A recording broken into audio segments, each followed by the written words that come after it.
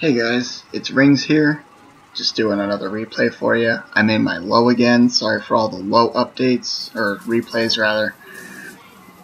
We're high tier in a heavy tank on Redshire this time, and I notice immediately that they have an extra heavy tank, so I'm going to go over on the 9-0 line to at least the very minimum slow them down, if not push that flank through and hopefully win that flank. And the two big things I'm going to focus on in this video, guys, using your armor wisely and the mini-map. The mini-map will help you win games hands down.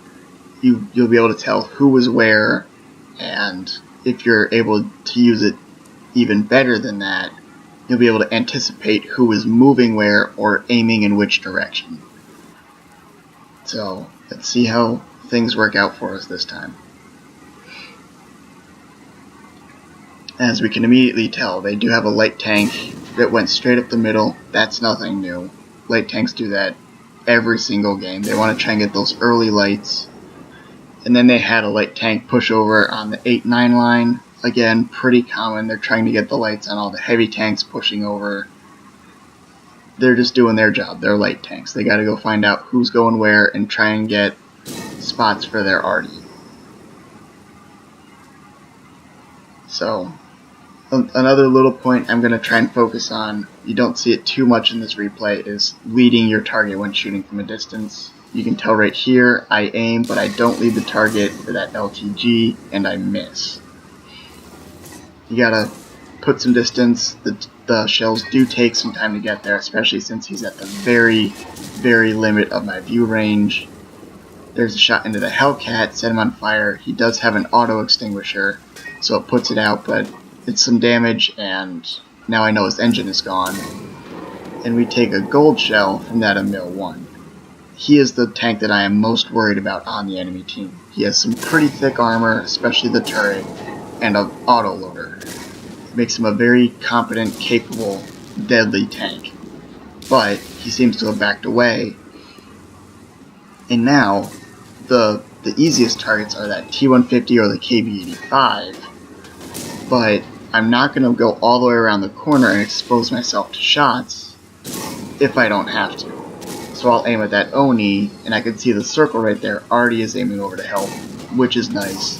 There was 4 of us, now there's 3 of us left, and there's clearly about 5 or 6 of their tanks over here. There's a nice sniper shot from the Scorpion G all the way back in the middle, and I'm going to continue to work on this Oni, who was nice enough to drive up so close, you basically couldn't miss his weak spots unless you absolutely tried. For those of you wondering, those 2 machine gun ports,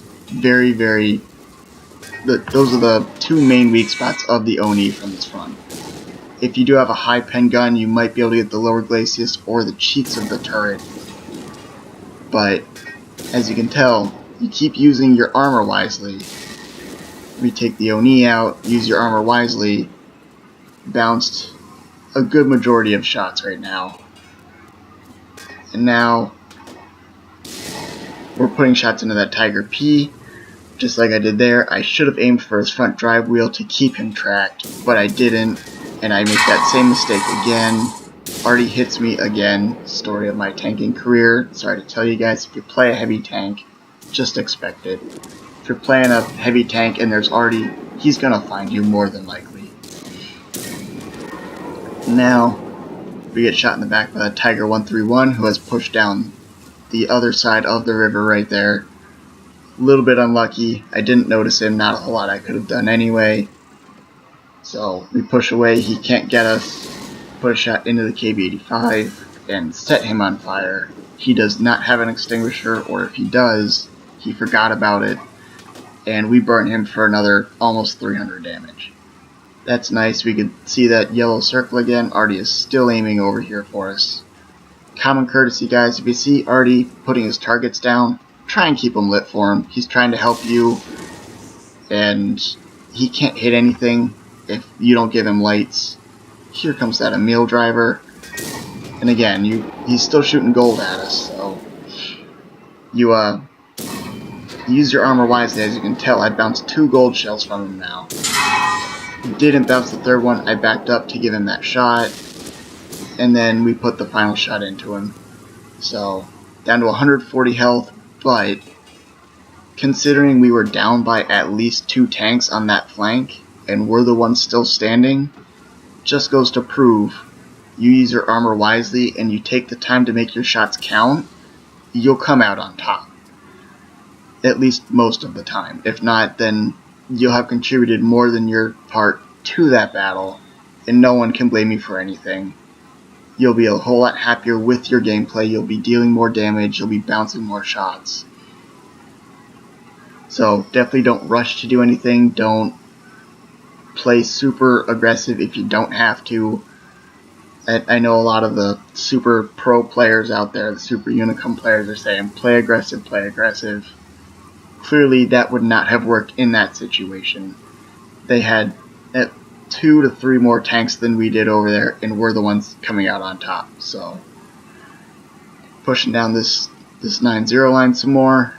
They've got about, 6 tanks left. There's their Artie. He does end up falling to their Cromwell, but I aimed over there just in case. You never know, sometimes Artie gets their lucky derp shot off, especially on a low health like that. But that Cromwell did get him, so we're going to continue pushing over behind these buildings. There's a medium tank, he goes down pretty quick. They're down to 2 tanks left now. And as you can tell from the mini-map, we pushed down the 9 line because we knew there were no more tanks left. Their charioteer is in the middle, their light tank is over on the 1-2 line somewhere. Neither of them are lit, but that's where they were last spotted, and they're not really super armored tanks. They have no reason to push, especially when they're outnumbered as badly as they are. Our Cromwell ends up going down to that Bulldog, and the Bulldog I can see is pushing down the K line. So I'm going to push over behind this next building and try and at least help that AMX keep eyes, if not actually get the shot off on him. He is not paying attention to me in the slightest, if not even, I don't even know if he knew I was there. And there's the charioteer in the middle.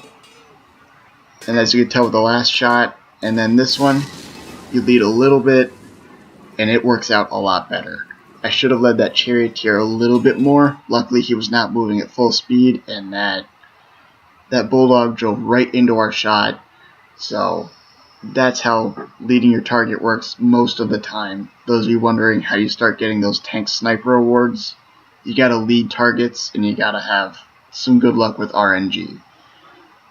And that's really all they had for this one. We had 3,800 damage, high caliber steel wall for blocking a big majority out of the 18 shots that we took, especially 3 of the shells from the Emil were gold, and we bounced them. The 4th one we didn't quite bounce, but it worked out in the end.